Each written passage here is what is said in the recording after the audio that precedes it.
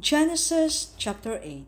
And God remembered Noah and every living thing and all the cattle that was with him in the ark.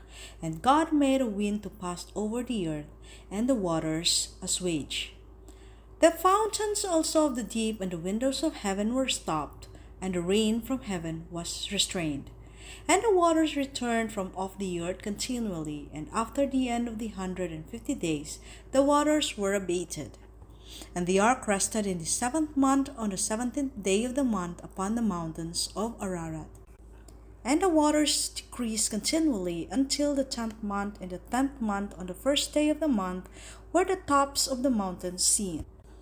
And it came to pass at the end of 40 days that Noah opened the window of the ark which he had made. And he sent forth a raven which went forth to and fro until the waters were dried up from off the earth. Also he sent forth a dove from him to see if the waters were abated from off the face of the ground. But the dove found no rest for the sole of her foot, and she returned unto him into the ark, for the waters were on the face of the whole earth.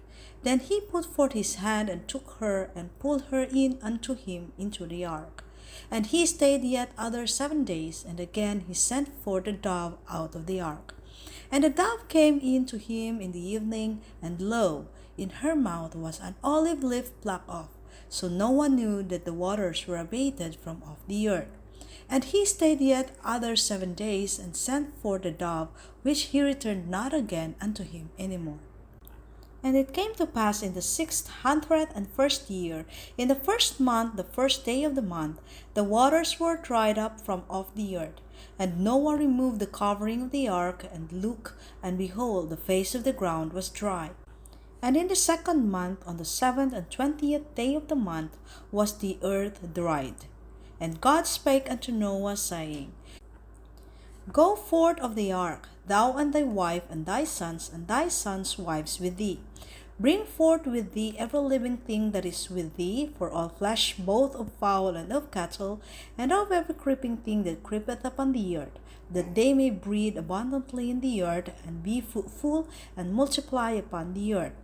And Noah went forth, and his sons, and his wife, and his sons' wives with him.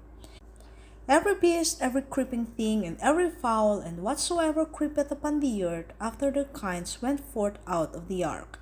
And Noah builded an altar unto the Lord, and took of every clean beast, and of every clean fowl, and offered burnt offerings on the altar. And the Lord smelled a sweet savour, and the Lord said in his heart, I will not again curse the ground any more for man's sake. For the imagination of man's heart is evil from his youth. Neither will I again smite any more everything living as I have done.